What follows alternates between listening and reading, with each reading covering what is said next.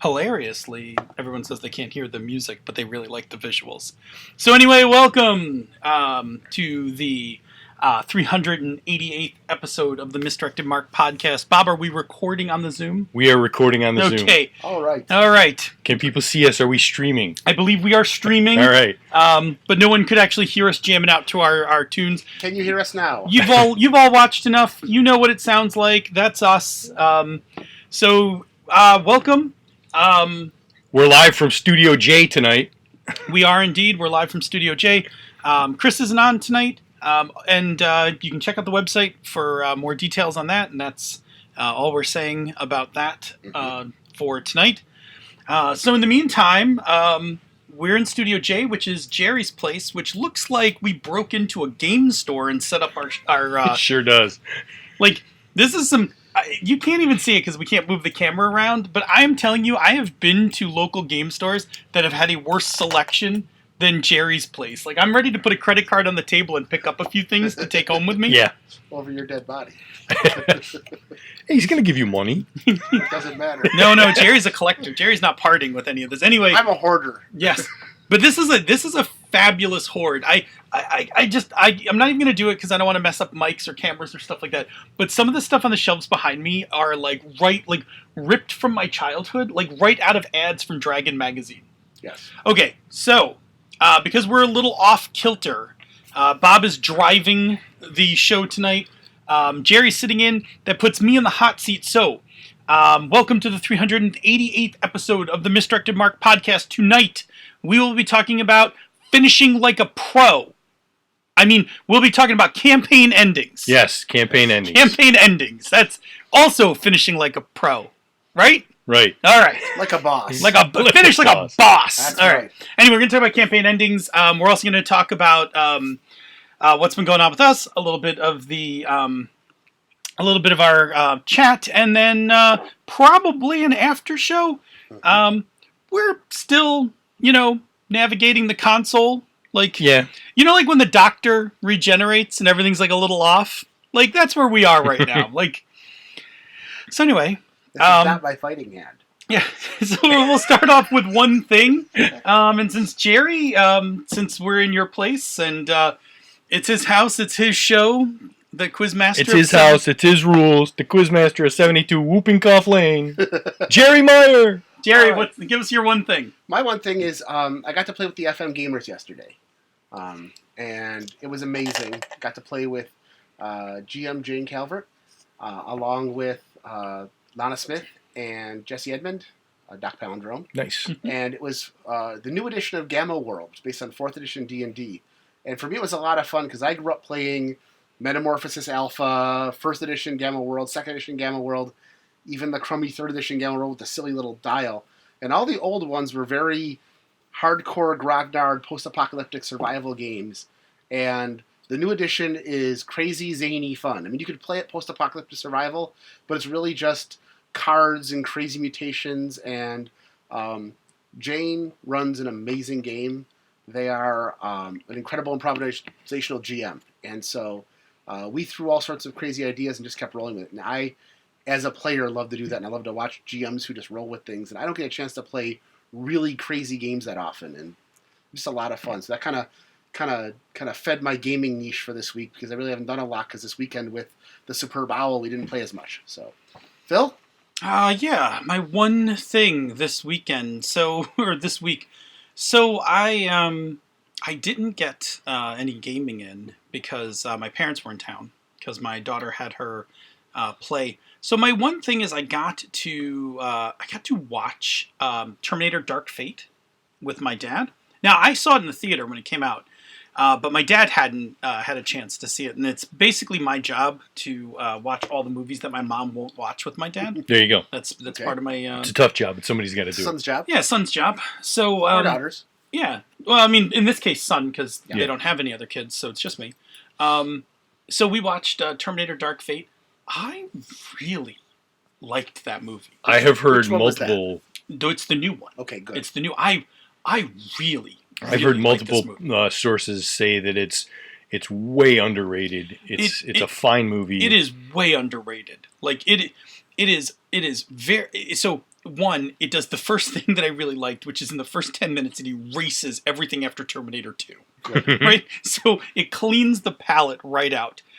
Second of all, an older Sarah Connor is amazing. So that alone right there, like she's so totally badass. Plus, I love the Terminator, the Rev 9 Terminator is, and I always forget the actor's name, but I believe I think it's Gabriel Luna. He was the guy from he's Ghost Rider. He's right? Ghost Rider from Agents of S.H.I.E.L.D., yeah. He's so good as the Terminator. Like, oh, it's so good. Anyway, so I got to watch it with my dad, which actually is a lot of fun. Like, I really, I love, it's the thing that, like, my dad and I do. Like, anytime I come to see him or he sees me, it's always, like, I take him to go see, you know, whatever Marvel movie or John Wick. Cool. Like, all the things my mom absolutely will not go see. So, that's my one thing. Terminator Dark Fate, if you haven't seen it, I highly recommend it. You can yell at me later if you disagree. Is it on streaming right now, or? It is. In fact, I bought it on Google with my fake Google money. Okay. Yes. You know, my survey money. Like, I bought the 4K version of it. I was like, whatever. I got $20. Click. Now I own it. That's so cool. I'm happy to have a streaming night one night. Yeah, we need to do that. How about you, Bob? What's up? I finally went in and got my eyes examined because it had been apparently since 2016 since I had that done. Whoa, and I was definitely having trouble. Knew that I needed to get new lenses, and so I got new lenses, and I got the same frame, just a new version of it because the old ones are a little banged up. And I picked them up today, and everything is wonky. Oh, it's the first day glasses. First day with the new glasses, everything's a little weird. You got somebody else's eyes odd. today. But the most frustrating part is my computer's at work. I can't see for shit. Oh, that's no good. Did it get better during the day? A little bit, but apparently what I didn't know, and because my eyes were so out of whack, it didn't matter with the old pair of glasses, was that when you have bifocals, most people with bifocals look at their computer monitors through the bottom half. I was not. I was looking at them through the top half. So all my ergonomics and the distance and everything and the height and everything was all set up for looking through the top. And now I'm like going like this, leaning in and just it was just a nightmare afternoon. See, I don't do that. I actually I have 224s, so I purposely look at them through my tops, and then like here where we're set up and I have the iPad, I'm looking through the iPad. Yeah. Through those. What's your distance to your monitors, roughly? I don't know, like a foot and a half. I get a tan. I get a tan because according to OSHA regulations for ergonomics and all that crap like that, 20 to 40 inches is what your distance is supposed to be between your eyes and your monitor. So I mean, 20 inches is shorter than you think it is, but so yeah, I'm struggling with that a little bit. But new glasses, so I mean, I can see right now way better than I have been. I can read some of the games that are on Jerry's shelf across the way. So yeah, I can. That part is all good now. I'm kind of settled into the regular viewing, but I just got to work on monitor stuff at work, and it's hopefully will work itself out quickly. But that's my one thing. I will say I will say, because I keep looking over at the shelves. There's some really Dark Futures out there. That is pretty boss. I've always I used to just dream about that game in White Wolf magazine. Very cool. So really quick, some quick announcements. I'm just going to ad-lib announcements, but it's zine time. It's zine time on Kickstarter, so guard your wallets carefully. I myself managed to so far only get embroiled in one such zine, but Jason Pitt's zine. Which one is that? Palanquin. What is it? Palanquin? Palanquin? Yeah. But it seems really good, and I'm seriously digging it. I'm digging the concept of it. You're basically a group of people that are escorting this princess out of a kingdom that's under attack. So yeah, Palanquin. Thank you, Avi. So yeah, it's it's first of all, it's Jason Pitt, so it was almost a no-brainer. But after I read it, it's exactly my kind of one shot. By the way, if you're watching the stream and you're watching us all moving around, there are cats in the room, so we're like, and they're just coming to find us, so we're all petting them and like, getting to know them. I mean, they know Jerry, but they're all like figuring the rest of us out. Hey, who are these two And to dudes? keep them out of the way, I occasionally throw treats to the far side of the room. Yeah, so it's all right. there, so. We like them. We're So cat if you see friendly. me do this, that's what I'm doing. Yeah. So. As long as they don't run into them. Yeah, as long as they stay away from the tripod. That's true, yes. Okay, so cool. Anyway, that's going on. Check those out. We'll talk about some other stuff in the conversation corner. But now, because I don't think you can hear anything. No, I'm good. Oh, you think you got it now? Yeah. So it'll play? Yeah. Okay. Then let's get started with our main segment for tonight. Where are we going? We are going to the Workshop. All right. You ready? I thought you were waiting. Like, okay. I was making sure which one is which. Oh, Ready? yeah. And come on. There it is. Workshop! Finish like a boss! You want to end this thing well, you want everybody to have a good time, you need to finish like a champ! Workshop! Don't suck. I think the first thing we should say that when finishing a campaign, should always make sure that everybody gets the finish. Right? Don't finish the campaign and leave one person unfinished. Don't you... Campaigns like orgies, everybody gets to finish. That's right. I mean, it's only fair. That's right. By the way, one, nobody heard the music, and two, the cats are looking at me like, what's wrong with this guy? Nobody heard the music? Yeah, we'll work on that. That's a next That's a next iteration. Cool. Anyway, tonight we're going to talk about campaign endings. Can you guys hear me? Yeah, Jerry's got a mic. They're saying it sounds like I'm not getting picked up by a mic. No. Are you hot? It says I'm hot. Okay. You're all buttons. Or you're all lines and dots. All right. I'll just talk louder. Alrighty. All right, good. So tonight we are going to expand upon a recent Gnome Stew article that I wrote just a week or two ago about finishing campaigns. It's a topic I really like because, one, it's on my mind a lot because Bob and I are just wrapping up things from the Flood game that we're playing with a few other people that we just kind of decided we didn't want to continue on, so we're just wrapping that up. But in doing that, as I was thinking about that, and I was thinking about as I was writing the article, it occurred to me that with that group, like, we have a really good track record of finishing games. We do. And so it got me thinking about, why is that good, right? Like, in the past, we've just jettisoned stuff. And, done with this, play a new one. Anyway, so what I want to do is I want to talk about that tonight, right? I want to talk a bit about, in the first half of this, what goes into finishing a campaign, what do you actually do to finish a campaign? In the second half, then I thought we'd roundtable and talk about bringing campaigns to satisfying conclusions, right? So to do that, normally we need to set up some definitions, and we're still gonna do that, right? Yeah. So let's get into some definitions. Yeah. First, let's talk about the difference between campaigns, story arcs, and campaign endings. So, campaigns. Yep.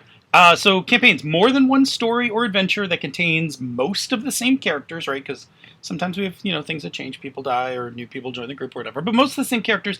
And more importantly, it has continuity between adventures. So what happens in one adventure carries forth into future adventures.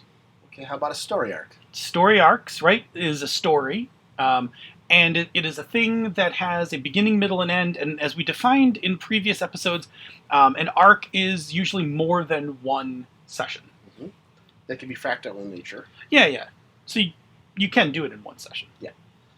They can be single session, but they often span multiple sessions as one story arc. They can involve the whole party. Sometimes they're just going to be involving one character or a small group of characters. And if you have any questions about that, check out episode 241, The Arc of the Misdirected, where they go over this in great detail. It's a classic. It's also now old enough that it almost warrants a revisit. We could. I mean, it's getting to the point where I've referenced it so many times in other podcasts that I'm like, maybe we need to go back and remake that one. Because we're old. Yeah, we are. And the show is old. Okay.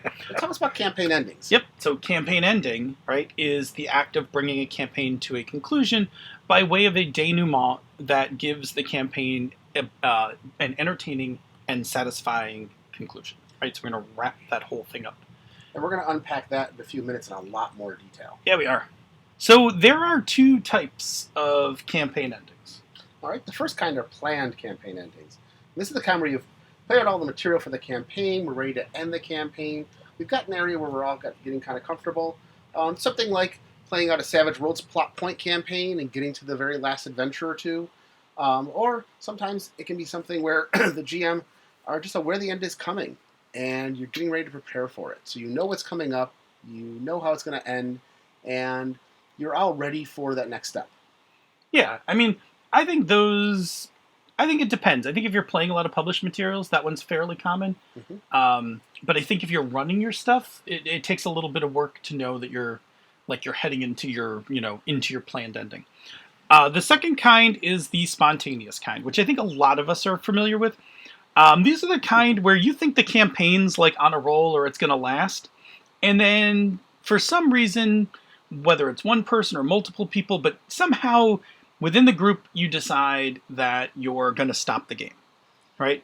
And there are a lot of reasons for this, right? There's a lot of reasons about why you might stop a game, but like some of the really common ones include things like changing the group. Somebody's decided to move, half the group is leaving, you've added a bunch of new players. Sometimes the game's just not good for the group. We've played games ourselves where you're rolling along and realize that this just isn't fitting. Some of the players aren't getting out of it what they want, or maybe the GM is realizing it's not the game that they want to run. And then, of course, there's one of the most common ones, which is something new and shiny is coming along that you want to do next. Yeah, that's the dangerous one, right? Like, that's the one that maybe if the shiny hadn't come up, maybe you'd still be playing the other game. But and I used to be really guilty of the shiny problem, like so much so that every August my players would become concerned as Gen Con got closer, because I would come home from Gen Con and be like, guys, look at this. Like, what's that garbage we're playing right now? Forget it, we're playing this, right? Right. So in these cases, right, the GM's not planning for the game to end, but all of a sudden, like one day in like a chat or an email, you're like, oh, I guess we're going to be done playing this game. Like, should I do something about that? Right? Like, should I bring it to a conclusion? So that's the spontaneous one, right? The spontaneous one is just this out of the blue. You're kind of caught off guard, and you're like, oh, now I have to end this thing. What should I do? Cool. And it's kind of important because there's a lot of reasons why finishing campaigns is so good. Yeah, it is. Right? So the first thing that I figure is, why are they even important? Why are campaign endings so important? Why not just stop and just go play whatever you want? I mean, I've done that. But it has to do with the fact that we, as humans, are conditioned to understand stories. And stories have three things at a minimum: a beginning, a middle, and an end. Yeah, our brains love... so I'm going to use a term from Getting Things Done, right? Our brain loves closing loops. So what I mean by a loop is like you start something, it progresses, and then it ends, right? And what we love about that is that our brain holds on to unclosed loops. So when something doesn't have a sense of completion, our brain is like, you know what? I better park this here in this like useful section of your brain, because I might need to know more, or I'm waiting for the ending of this thing to come around, right? As opposed to when you have a satisfying conclusion, your brain's like, that was excellent. I see that we've come full circle on this. Great. I'm going to like load this into long-term memory now. And so like when we're playing a campaign, if we just stop it, right? If we just like one day we're in the middle of the campaign and then next week we're playing a different game, like we've left a bunch of stuff, like we've left all these loops about the game unanswered, right? We've been basically just made the game into an unclosed loop. Excuse me. So think your favorite series that Fox canceled way too early, and you know exactly what that's feeling. Right? Like, I mean, this is why Fox can't be entrusted with nice things. Yeah. Exactly. Space Above and Beyond, am I right? Yeah, right? Yeah, I mean, that was... Oh, I liked... Space Above and Beyond was... I mean, like, if you're crying about Firefly, like, we all knew that was going to happen. Yeah. Because Fox had already proven they were untrustworthy with decent properties. All right, Bob. So what media do you love that was canceled early besides Space Above and Beyond? Give us another one. Firefly for me is the one that... the funny part is that I missed the boat. I actually didn't get into Firefly until it was already canceled. Me too. And I was like, what just happened here? Like, right, but you're still pissed because you start watching and you're like, this is awesome. And then people are like, yeah, it's canceled. Yeah. It's like, what? What? Yeah. Yeah, that was rude. I didn't even get into it until after it was already out on its second iteration of DVDs before I saw the first episode. At least you knew it was canceled, right? Like, you're like, cool, you're going to like this, but also, you'll be pissed by the time you're done watching this. Mm-hmm. Yeah. There was a show, and I don't remember what network is on, but it was called Almost Human. Not Being Human. Yes. Oh, yeah. Almost Human. With Carl Urban. Carl Urban. Yep. And the guy that's in Stumptown now, Michael Ealy. Yeah. That show was brilliant. Mm-hmm. One season, and we're not renewing it. What? What do you mean you're not renewing? What? Yeah. I have leaving loops. money on the table. There are loops unclosed here. Yes. For me, there was this show on NBC a few years ago before the writer's strike. You remember the writer's strike? Mm-hmm. There was this show in the 10 o'clock slot that was called Life. Yep. And it starred, is it Damian Lewis, Yep. the red hair, right? Yep, Damian Lewis. That show. So first of all, that show had like this really killer meta plot about why he was framed and went to prison. And then it was just like a really good police procedural show. Because he was an ex-con that was basically wrongly accused, imprisoned, and then let out of prison and given back his job, plus like a couple $1 million, right, for being wrongfully imprisoned. It was so good. And it ended right before, like, the episode before the writer's strike was like this really kick-ass episode. And I'm like, yes. And then it got canceled. And I was like, I don't get to find out the meta plot. Yeah. No resolution for you. Oh, the amount of unsatisfied feelings that came from it, and they replaced it with that stupid Jay Leno show. And then I just cursed like my grandmother. I just gave it like the Italian hex like on the Jay Leno show because the evil eye. I was so mad. Tear a piece of your clothing and spit. If you like Damian Lewis as a con man, you've got to watch Billions. Oh yeah, it's amazing. Oh yeah, it's him and Paul Giamatti. I love him. I love him in everything because I first saw him in Band of Brothers, and that is amazing. So yeah, these examples I think go to show, right, that like we have feelings about things that don't have satisfying endings. Yeah, the two for me were. I'm sorry, Jerry. I didn't even. That's okay. Yeah. See, it was My Own Worst Enemy, which was Christian Slater playing the agent who was undercover and didn't know it. Yes. And that one they canceled literally the night before the next episode was due to come out. It was listed in the. This is going to date me. It was listed in TV Guide as being there, and then it's a show where Christian Slater turns out he's an agent, and he's got a fake identity that is a different personality that they turn on and off, like implanted in him. Yeah. And he gets hit on the head, and now the implant starts flipping back and forth. So it'll be in the middle of a mission, and all of a sudden he's this very nebbish character. And as the show goes on, you're beginning to think that maybe the nebbish character is the real personality. They made him into an agent, and there's a bunch of double cross. It's a really well done show, and they canceled it.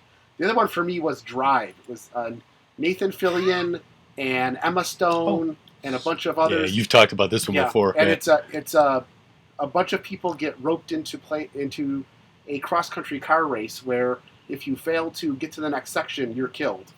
And if you win $32 million. And his wife has been kidnapped.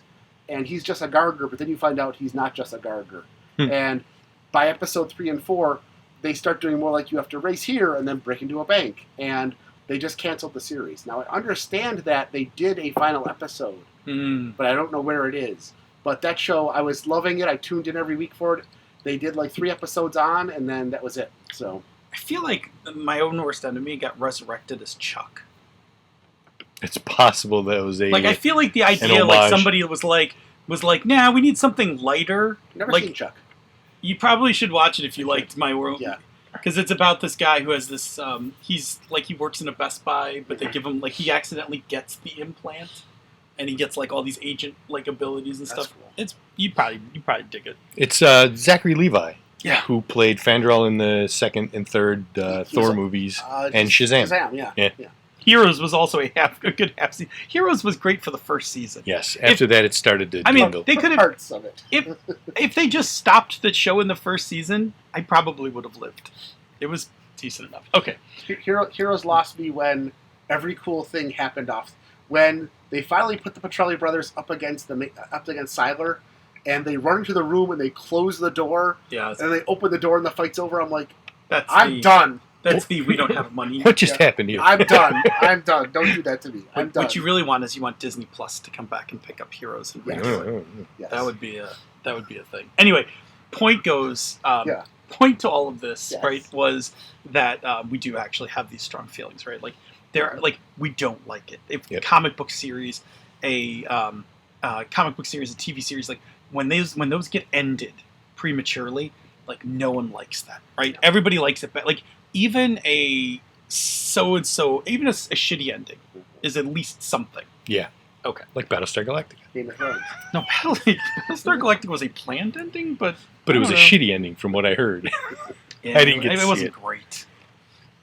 That show got weird.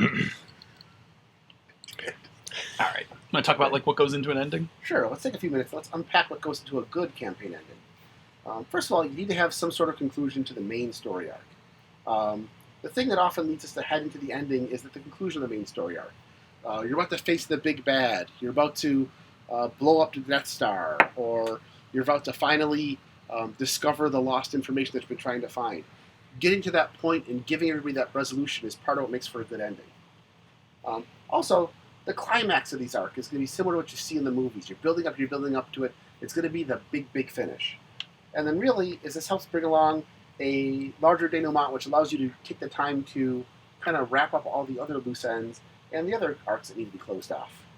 Yeah, I mean, if you think of Endgame, right? Like Endgame, you know, if it had ended when, you know, we're out of spoilers, right, for Endgame, right? I feel like we're close on that, right?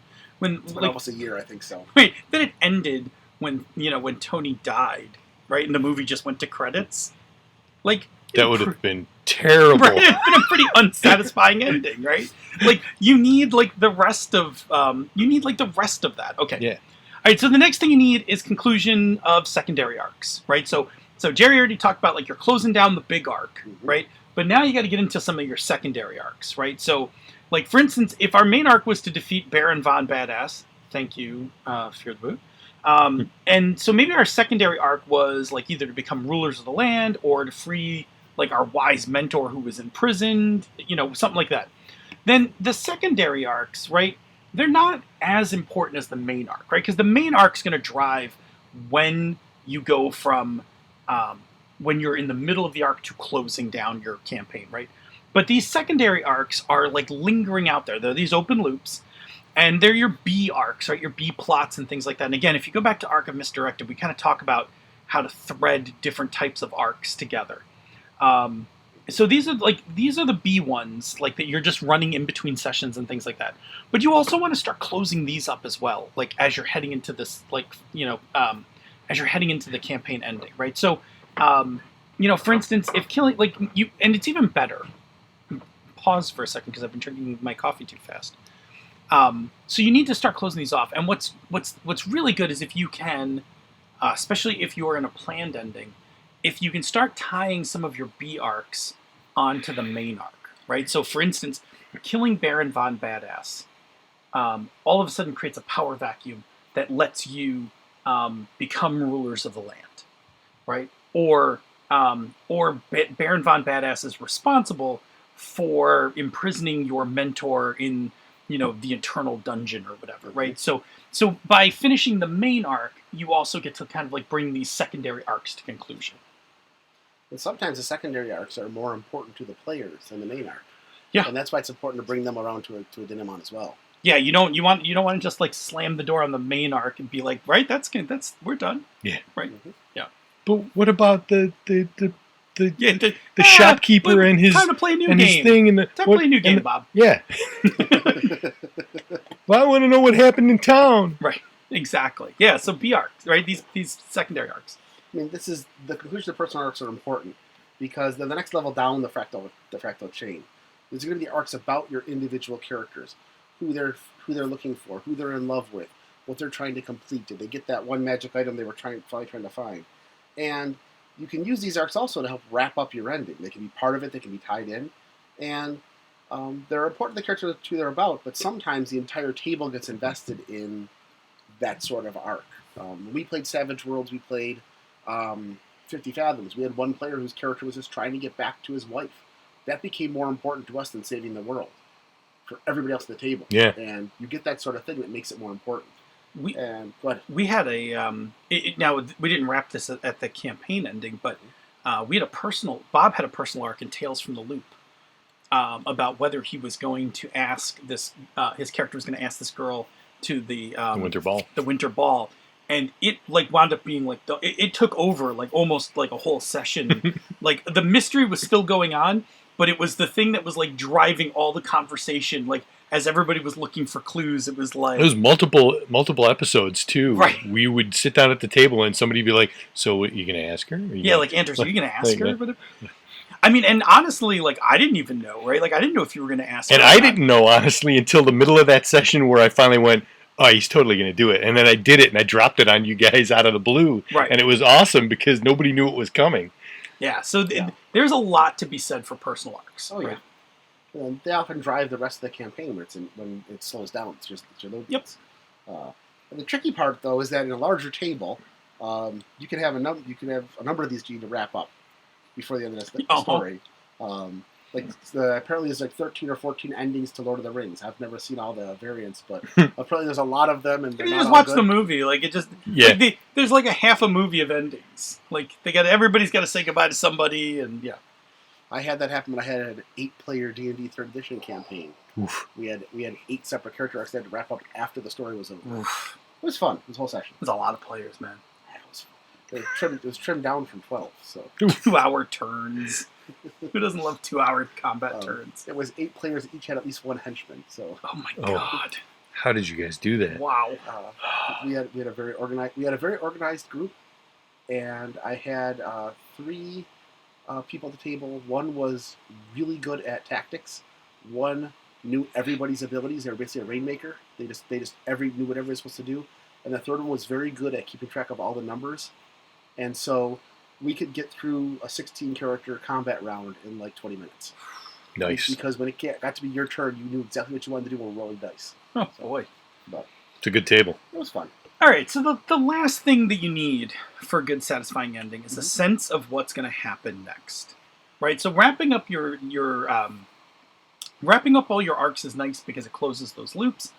But when we play role-playing games, like we often think of these characters existing beyond the time that we are inhabiting them, right? So we really like the idea that when we're done playing and we kind of let go of them, that like their story goes on, right? Like they don't just like, it's not like stopping, like end simulation and they just, disappear, right? Like we like to think that there's this life that continues for them. So, these are the ride into the sunset moments, right? These are the, what I wonder what happens to them.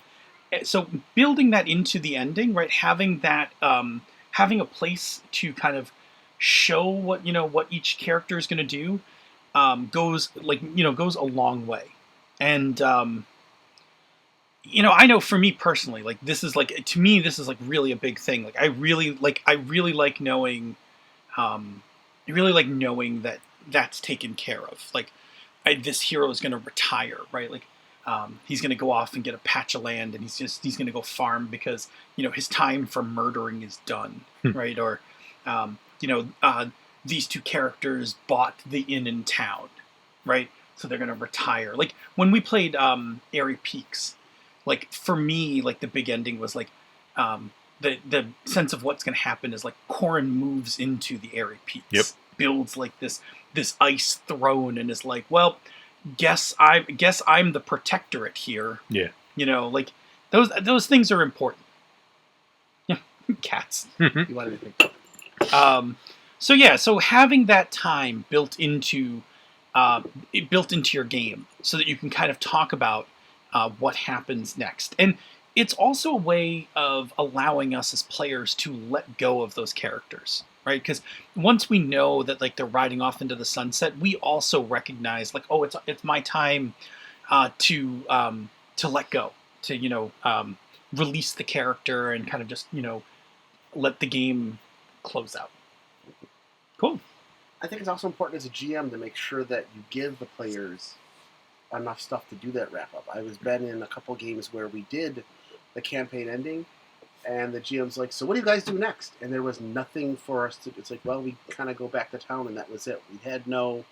We weren't given anything to do, and there wasn't enough player agency to say, well, I'm going to go settle this. We didn't have enough money to start a game. We ended the game destitute and beaten, but we beat the bad guy, and the game was over, but nothing else happened from that point on. And so there was really no. It was as if we just stopped the game. Yeah, it's a little flat, right? Like like you did the cool thing, right? You defeat the bad guy, but then like you're supposed to like defeat the bad guy, and then like cool things happen, right? Yeah. Like if you think about Endgame, like one of my favorite parts in the denouement of the Endgame is that Peter goes back to school. Yeah.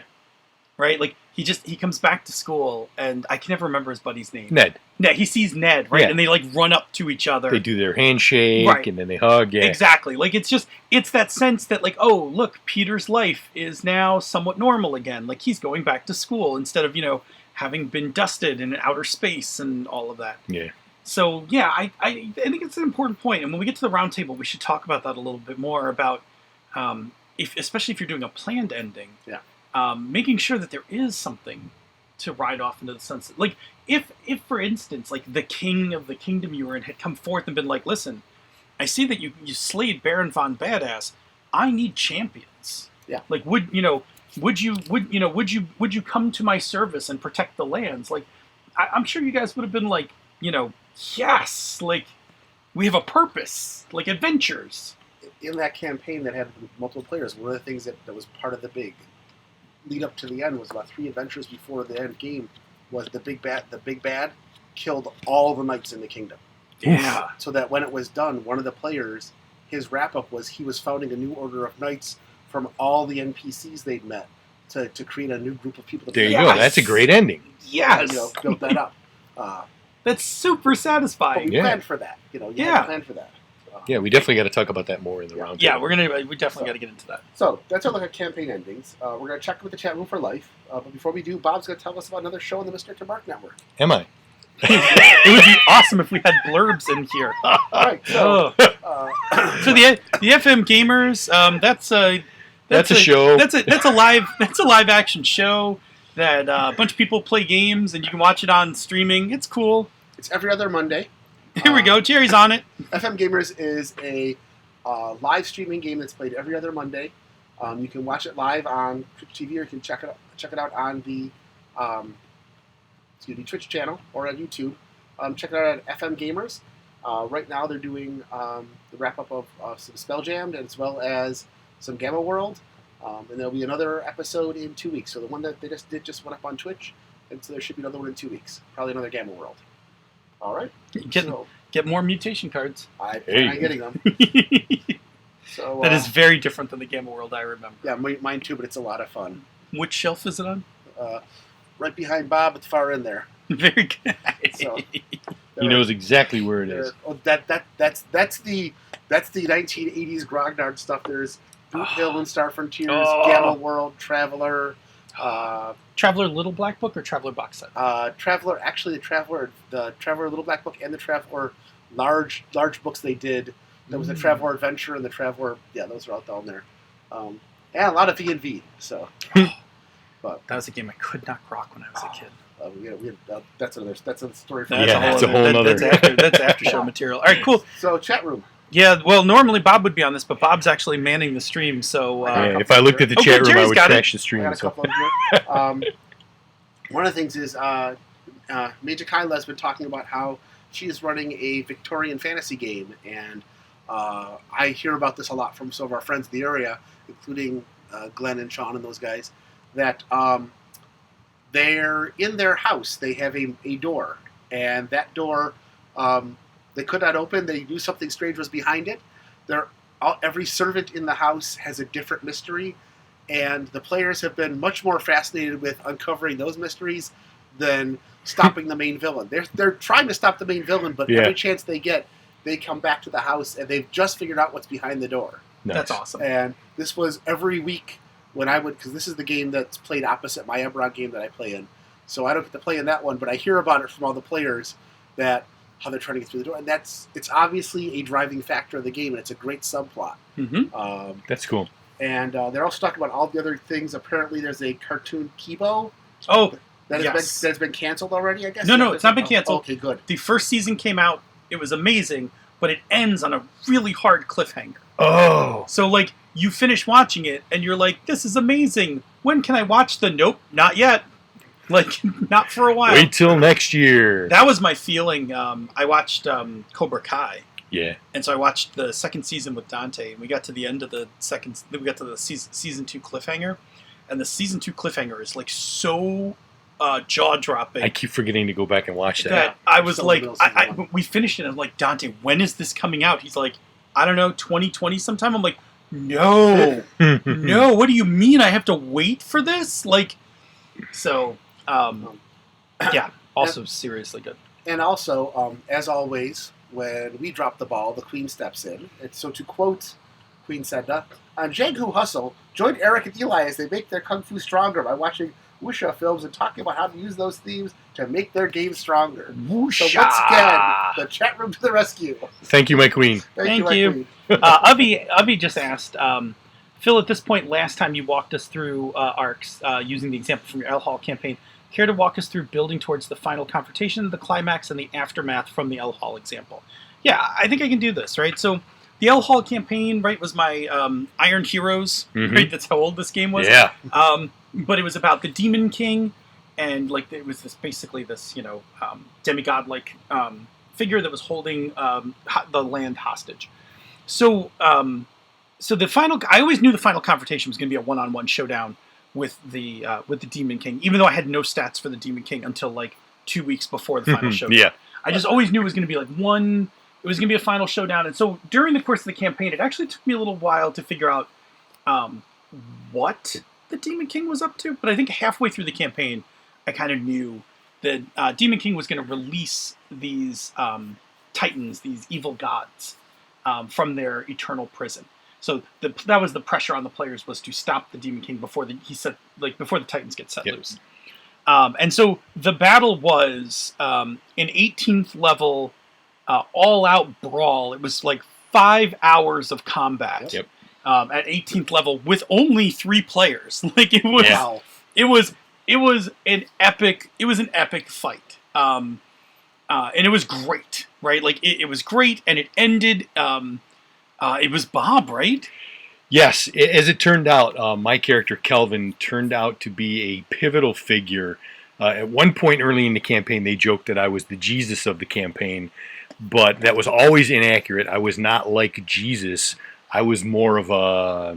Well, you were the vessel. I was the vessel of the All-Father. It wasn't very clear, right? It wasn't very clear. In the beginning, when you were low level, somebody told you were the vessel of the All-Father. Yes, and at one point... Right.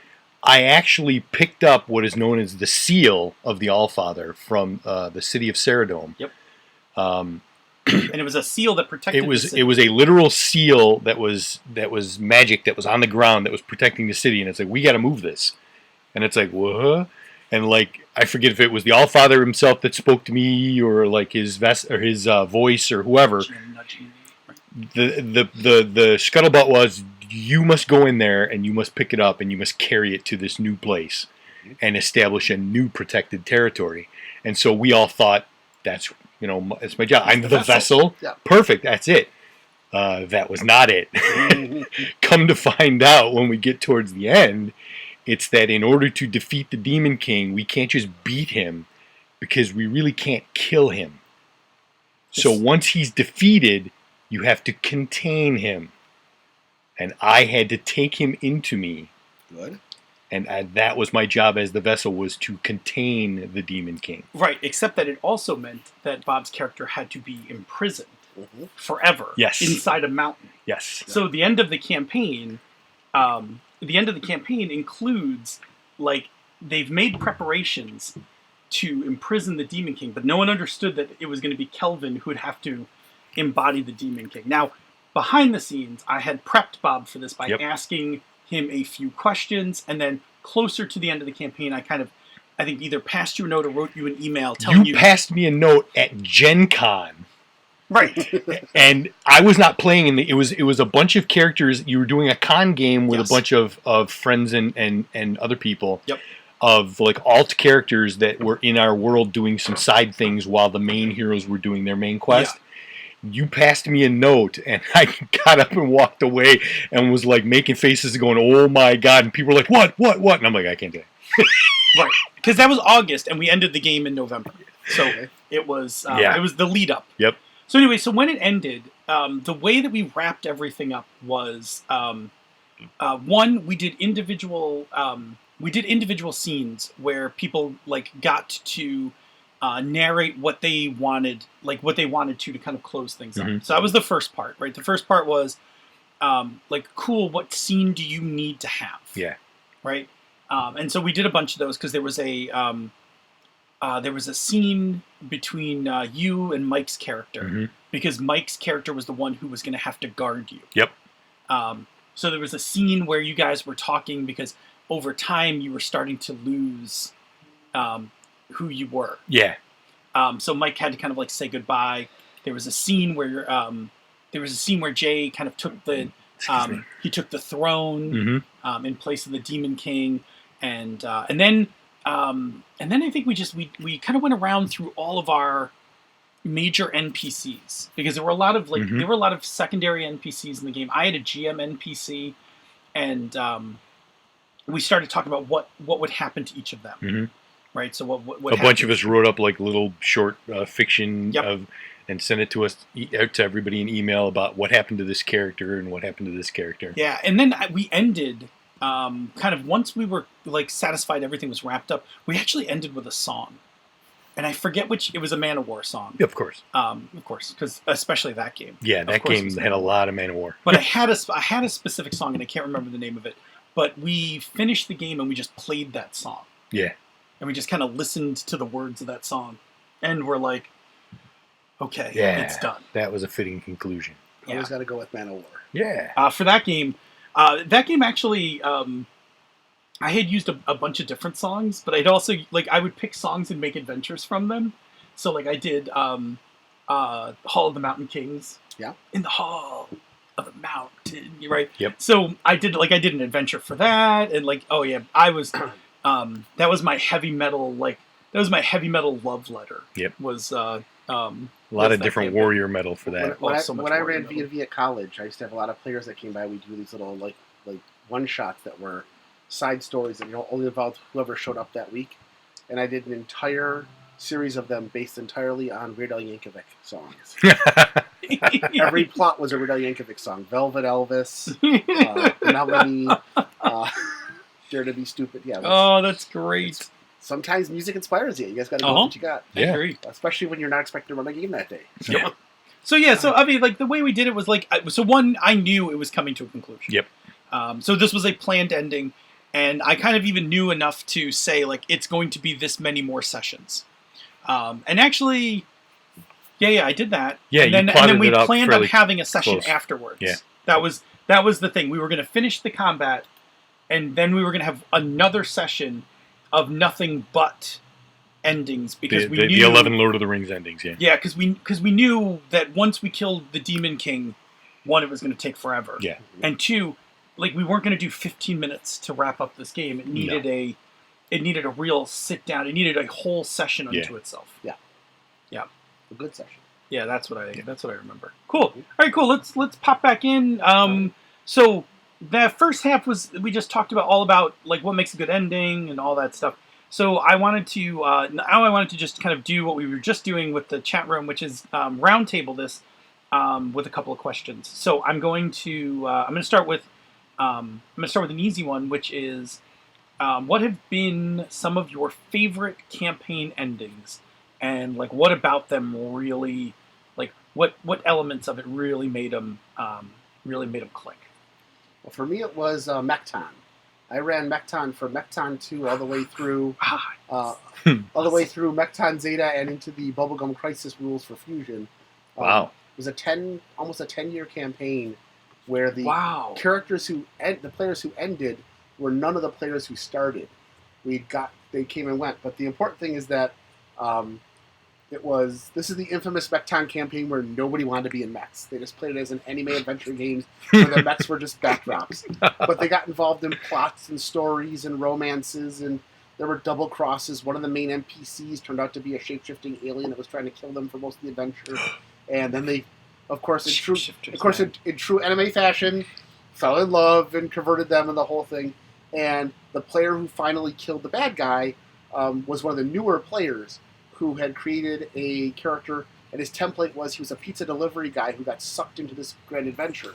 So he had driving and charisma and that, and ended up killing the main villain on Galactic TV and became the new emperor. And all the characters, because shape-shifting aliens had infiltrated all the upper echelons, so when they all died, there was nobody running the galactic government, so the heroes took over. It was a good wrap-up. There was a huge epic battle on TV with a huge set piece, and giant robots and lasers and beam swords and flying cat monkeys and everything else. And everyone was happy. We did a wrap-up with what happened.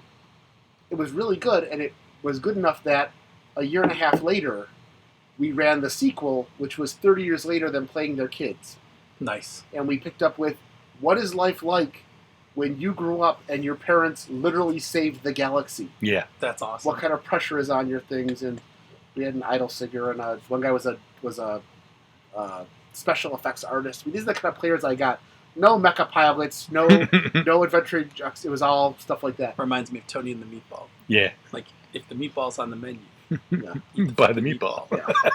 If mechs are in the game, fly fucking mech. Well, the problem is with Mechton, and with both 80s mecha games, you either were a mecha pilot or something else. Because if you weren't a mecha pilot, especially with Cyberpunk or any of the Artelsurian games, if it wasn't the thing you were super good at, everybody else is going to kick your butt all the time. So once they figured out that building well-rounded characters meant that they should not be in a mech, they just didn't get in anymore. But because they built themselves toward this adventure and got to the point where they'd had romances and so on, it really was a satisfying ending, and it was probably the campaign that group of players in Syracuse talked about the longest after it was over with, because it gave them all satisfaction and gave them a chance to play crazy things they never did before. So it sounds like they had a bunch of well-rounded characters by the end that they were heavily invested in, and they got satisfying conclusions and got to do cool stuff. So. Doing cool stuff, I think, is also important, right? Yeah. Like you don't want to like. There are good ways to end the main arc, and there are shitty ways, like like the NPCs end the main arc. Yeah, like, that's terrible, right? Like having a big fight on Galactic TV and becoming the Emperor, like that is a kick-ass way to end your main arc. Now, with that in mind, I had a V&V campaign where the players rolled really badly and got captured by the bad guys, and my players just decided to play one of the NPC groups that they'd met to rescue themselves. Yeah, that stuff's great. But that was the players, not me. No, that's fine. Hey, if that's what they want to do, that's fun, man. Roll with it. That's cool stuff. Roll with it, baby. How about you, Bob?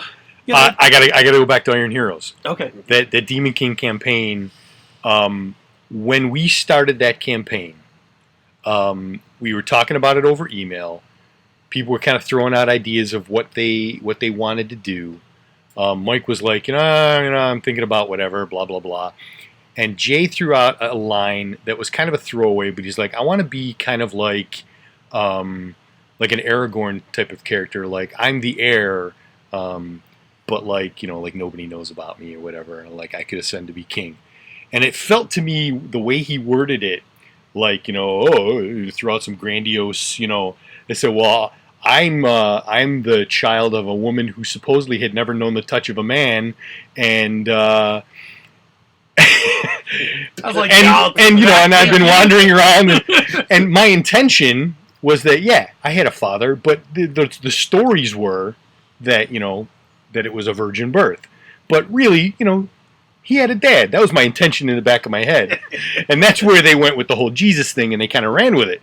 But as that developed and Phil started taking hold of that and doing his little manipulations to it, and the character started to develop, I really got invested into this character. I was so invested in this character that I was digging into the world building that we had done for the campaign, and I said, I want to have another connection from this character to the world. He comes from the coastal country of Manitoba. I'm like, maybe there's like a game that they play in Manitoba, and he's got like a set that he carries with him, and occasionally he breaks it out. And I created a game that I called Titan Stones. Yep. Because the Titans were imprisoned in the pit, and I had the All-Father and all. Like, I took this mythology and created a game, and just off the top of my head, I was like, and what if you did some of this, and I explained it to Phil. I was like, just kind of a fluff thing that I want to have for this character. And then we were like, this might actually be playable. So I put some bits together, and it became a game. And it did. Titan Stones actually funded my trip to Gen Con in 2008 because I had lost my job in January. And I sold handmade sets of Titan Stones to our friends and stuff. I have mine. Yeah. That's later when Bob becomes when Bob's board games become fully published and they're like on Jerry's shelves. I will have the handmade set of Titan Stones like that no one's ever played. But that, that showed like the depth of how much I was getting into the character. Mm-hmm. And then when we got into the climax of the campaign and Phil handed me that note at Gen Con, and the note said that as the vessel, you will have to contain the Demon King in yourself and be imprisoned for the rest of eternity to keep the world safe. And I started choking up because I'm like, oh my God, this is so epic. And I'm like, he's going to have to make this huge sacrifice. And what are his friends going to think? And at that point he had gotten involved with a woman, and I believe she may have been pregnant at the time already. Uh-huh. Or had already given birth. She was part of the same religion that you were part of. Exactly. She was a cleric. And it was just like super deep, and I was so emotionally invested in this character. I choked up when I read the note, and I was like, oh yeah. I forgot you had a daughter. That was super part of epic. That was one of the wrap-ups. The endings, yes. Because there was a statue that was erected in the village. Yep. Yeah. So that was epic. Actually, there was a thing I did, I don't remember if it was a year later or whatever. I wrote this little piece of flash fiction, maybe a couple pages at most, that was a little teaser about the end of the campaign, and it was about this little kid back at the first village where the players met, and like there's a statue now in honor of the heroes, and the little kid is this guy in a cloak comes up and talks to the little kid. Only to be revealed later that it was Mike's character, Tabris, now like much, much older, but had been like released from his duties and was like wandering the world kind of thing. It was really good. Yeah. It was like this little, it was just like 2 pages or something, but it was like it was so good to just that was touch the world one more time. Epic campaign with a hugely satisfying conclusion. You also had the killing blow on the Demon King. I did. And your timing was just right. You delivered so it was so good. He hits the Demon King with he crits, and there was a thing, if I remember correctly, you fired 3 arrows, and you had a feat that if one of your arrows crits, all of your the rest of them crit. Yes, I believe that is correct. He threatens a crit, and he doesn't crit on the first arrow, and I'm like, oh my God, oh no. And then, the subsequent arrows, and it was more than 3, I think, by that point. Honestly, yeah, 3 or 4 or 5 or something. So, the last ones all critted, and he's basically standing, on top of the Demon King, firing arrows into his head. Right before I took my shot, the Demon King tried a bull rush on me. Yes! And there was a thing with the bull rush in Iron Heroes, where if you roll right, you can withstand the bull rush. If you fail. So it's a strength I remember this. It's a strength versus strength.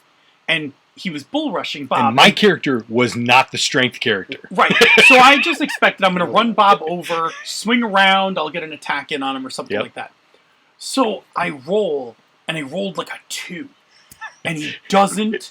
And I rolled something like an 18 or something like that. So he bounces off Bob, just hits and me lands and stops. prone on the ground in front of Bob. And I'm like, uh-oh. And I'm like, this is it. And I just dropped the end of the game with my bow, this is it, baby. I just, as soon as it happened, the whole table went still, and we were like, oh man, he's got him prone, because that's automatic. Yep. That's automatic, that was sneak attack damage. Yes, because I had the equivalent of sneak attack. Oh, it was ridiculous. Anyway. Yeah, it was wicked. Okay. For me, my favorite is more recent. I really loved the end of our Tales from the Loop game. Tails was a great ending. So we had this whole thing with Bob's insane aunt, and I use that word not hyperbolically. She was literally insane. She was she was criminally insane. We had this whole thing where we had Bob's insane aunt trying to blow up the loop, and Glenn's mom was caught in this. She was caught in this thing where she would blow apart into energy, and based on this mathematical calculation, would coalesce back into a person for a small period of time. But everybody thought she was dead, and then through the work of the kids, they get the insane aunt to help, but she's gonna blow up the. She's like, "Cool, I'll help you get your mom back." But I'm going to blow the thing up. I'm not telling you. Right, I'm not going to tell you. She's like, I'm going to double cross these kids, and I'm going to blow the loop up by putting this chemical in it. And the kids are like, clearly she's going to double cross us. And she's got this robot that she uses like as muscle. Mm-hmm. So they went back to their friends, our friends, the machines, which are essentially the Transformers. Yep. Okay. And got this chip to take. Oh no! They got this chip to take over the robot. Yep. They double crossed her. They saved the mom. And then, like, we wrap everything up. And then the last scene, I was like, cool. The last scene is like, you guys are going back to your hideout, which is this rusted out hover ship, this magnitude ship that's just laying in the field. And I'm like, you guys are like it's over. Mm-hmm. Like, you guys, like, everybody's been debriefed. Your aunt was led away in cuffs, like, all that stuff. Glenn's mom's back, although her father and mom didn't get back together. But, like whatever, like...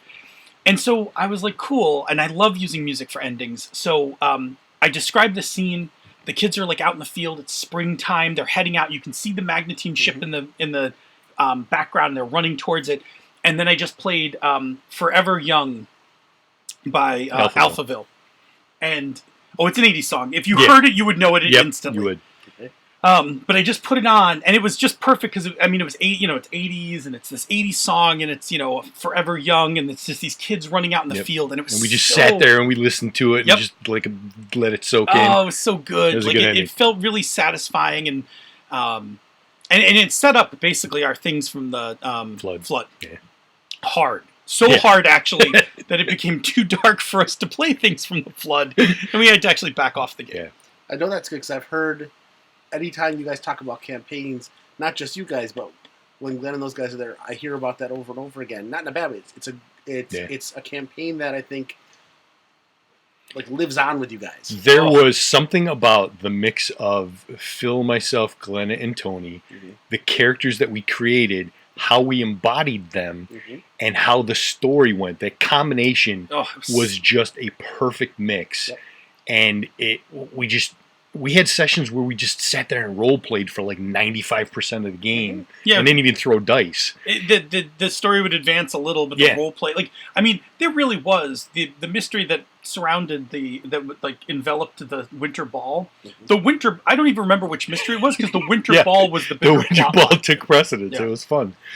That's also what happens a lot in games when you get a good campaign going. It's just like we talked about with Major Kyla's game, where you'll have the players are going to latch on to something that's going to make it just as big and gives you something to build on for the end. So that's why, as a good GM, when you see the players hit something and they light up and they start showing interest in a particular NPC or something, you got to remember those moments because those moments are going to lead to something if you play it right. There's a thing about when do you drive a game and when do you let it breathe.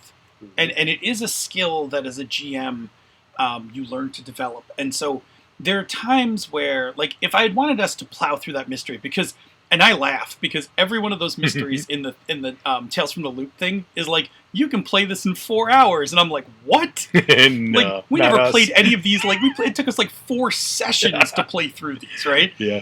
But there's a thing about when do you let it breathe and when do you push on the game to go forward. And it's those things. It's like when you see the players latch onto something, it's time to let it breathe a little. Yeah. Like, let the players, it's not as important to drive the story forward if everybody's having, like, this really great discussion. I remember, what was it, in Tales from the Loop? There was a moment during the Our Friends the Machine where Tony started by ad-libbing an argument about one of the episodes, Yep. right? Like, there are no Are the Machine episodes, right? But we all got into an argument, completely ad-libbed, about the meaning of this one episode, and it was hilarious. And it had nothing else to do with the plot of the story, but it's the thing where you just know as a GM, like, let this breathe, man. Yep. Like, just, or, I don't know, in fishing terms, right? Let a little line out on this, right? Like, give him some slack, let it run. Cool. What's our next question? All right, next question. Tips on how to bring a satisfying campaign ending on when you have to do a spontaneous ending. Yeah. Yeah, like, this happens, right? Like, this is... So I think probably the first one is you got to pick what endings you're going to go for. Like, you're probably not going to get them all. So I think the best thing to do is like I would basically check in with the table. Like, hey, if we're going to wrap this thing, what do we need to tie up here, or what do you guys want to do in order to get this to the end? Because it's almost impossible if you're in the middle of a fully fleshed out campaign to shut everything down. Yep. But the players will know which things they need closure on. So, like, for our Things from the Flood game, which was very much a spontaneous one, everybody was happy with, let's finish the mystery. Yep. If we finish the mystery, we don't really have to delve, like, we don't have to close up anything else. Yep. It was like, cool, like, I'll get us to the end of that mystery. And then we'll tack on an ending onto that. So I think that's mine. Like, you got to pick and choose what you're going to close, and like, have the table help you. Don't try to assume. Don't try to assume that for yourself. Yeah. I think that you have to go into a lot of campaigns, especially if it's a game that you can feel is kind of wobbly. Even if you're having a good time with it, be ready to wrap things up. Always be ready with the next story arc, and be ready to wrap things up if they're ready, because you can always move on to it again. Just because you blew up the Death Star and killed the Emperor doesn't mean you can't come back and revisit that plot line again 33 years later. You totally can. You totally can. And do a good job of it. Yeah. But, yeah, I mean, sometimes all they want to wrap up is their personal arcs. And that's the important that's the important thing for them. They don't really care if you blow up the Death Star. They just want to know, what's the name of that cute Ewok in the corner kind of thing. Right. And I just that's want okay. her number. Exactly. You have anything and you just want my number? Sneakers. Such a great movie. But yeah, I think being prepared for that sort of thing, and that comes just from experience for the most part. Yeah. But you can plan ahead of time with it initially. Yeah, and I mean, I think you bring up a good point about, like, well, first of all, I have my hard rule is 4 sessions and then decide whether the game's going to continue. Yeah. So the first thing is, I don't overinvest in those 4 sessions with extra arcs. Mm-hmm. Like, I'm just trying to see if everybody likes the game. If everybody likes the game, the 5th session is like when shit hits. Like, that's then when maybe all the that other arcs, side arc starts up, and that other NPC. I might be seeding it, but it's not important. Yeah. And then after the 4th one, I'm like, all right, and we're in? Cool. Yeah. Like, start turning up dials and stuff. Yeah. And that's been part of my problem as a GM for a long time, is I ran very open campaigns where it was basically what we've talked about not to do, which is, we're just going to play this until we stop playing. I'm like, forever, man! And we do that, but you realize that there really is no campaign. And starting a game now with the idea of, okay, this is the end point. We can go past that, but this is where we're going to get to. Yeah. Well, and we're all products of that, right? Like, we all came from that generation of, like, how long's the campaign? Well, it's forever. Yeah, I mean, the basic game that I played with the gang that I played in high school, we just played and played and played. Like, there was no end for that campaign. We just, if some big bad got killed, we moved on to the next thing. But it wasn't really like we were wrapping up arcs, but we really weren't. It was just keep going. It's actually the thing I really dig now, is that, and we talked about this a few episodes ago, the idea of games baking in planned endings. Yes. Like, of basically saying, like, hey, when you get to this part, guess what? The game's going to end. Yeah. Like, now, if you want to start over again and do another story with the same people or whatever, that's one thing. Yeah. But, like, the idea is this game is going to go, it's going to tell a story in this kind of window, and you're just going to tell the story, and then you can stop. Yeah. You don't have to. It'll give you a satisfying ending, right? Like the whole idea of Scum and Villainy, like when you hit that, when you finally have that one relationship, Yep. you get offered like the one last job. Yeah. And that's the thing. And then you maybe retire if you have enough stash. Maybe yeah, not. or not. Yeah. Or you end up in the gutter begging for scraps. We had, when I was in college, when I was running all those Village Vigilantes games, I was running 4 or 5 games a week. We had the advantage that we knew that, middle of May, that campaign was over. Yeah. We'd pick it up again. We'd pick up something again in the fall, and I really confused the players by starting the second year and saying, okay, the end of last campaign blew up the world. We're starting a new campaign. Yeah. And but you could do that. You had some set ending, and some of those were surprise endings because they were pushing towards things. They began to realize that we're going to have to end this, and we haven't solved all of our problems yet. Yep. And I had to learn to pace. I was not good at it, but I would learn how to pace those a little better. It's a learned thing. Man, pacing is. It's ironic that I also learned pacing in my 20s, like pacing games. Yeah. Like it's. Boy, that's a thing you just To loop it back into the question. Pacing games I got good at. Yeah. It took me several years after that to learn anything else. To loop it back into the question, if you're a player. Yeah. And you're doing the spontaneous ending, and you're all going around the table like, okay, what do we need to wrap up, and what don't we need to wrap up? Don't be afraid to sacrifice one of your endings that you originally were like, oh, I gotta feel out what the rest of the table is, what everybody else wants to do. Don't be afraid to give up one of yours for the sake of something else, or to kill one of your darlings if you have to. That's a good point. Be open to the rest of the table. And as a player, talk to your GMs and the other players about what you want to see this campaign ending be. Yeah. There's nothing more frustrating as a GM than getting to that end point and then finding out afterwards that the player wanted to take this little nick that they never really worked on and develop it. Yeah. If you told us that 10 sessions ago, we could have built towards that. Yeah. But that's communication, but it's stuff that's important to do. Yeah. So. Yeah, and I think to your point, like if your ending requires like 4 more sessions of play, right, and everybody else is like ready to wrap this thing like in a session or so, like that might be a point where you're just like, yeah, maybe I don't need to really see that to an ending. Maybe I just need to be put on the path of what I think that ending's going to be. Yeah. Like that kind of thing. Because unfortunately, not all stories or wishes are going to be fulfilled. Yeah, I mean, it's depending on how the game's been going and what you've got planned and where you wanted things to go. I mean, you may have like 4 things that you wanted to see happen, and everybody else only had like the one thing besides the main campaign arc. And it's like, well, it's kind of selfish for you to get all 4 of yours, and everybody else only gets one. Yeah. And I think as a GM, like you got to kind of also estimate that, right? So like if everybody's like naming their things, you got to be like, all right, so from what I'm hearing, I think that's about 3 sessions worth of material. Are you guys all cool if we go 3 more sessions? Right? Like, like there's a negotiation that can absolutely occur when you wrap up a game. And I've done that. I know I did that with Masks. Was like I think I told you guys, I was like, oh, I knew. Because Masks, we had to end because Tony's wife was going to have the baby. Yep. So we were like, this game has to end at the end of July. Like, like not optional. Like that's the other thing. If we've got 2 more sessions. Yeah. And that's it. Unless we screw up and there's some, life gets in the way, maybe less than 2 sessions, but 2 for sure.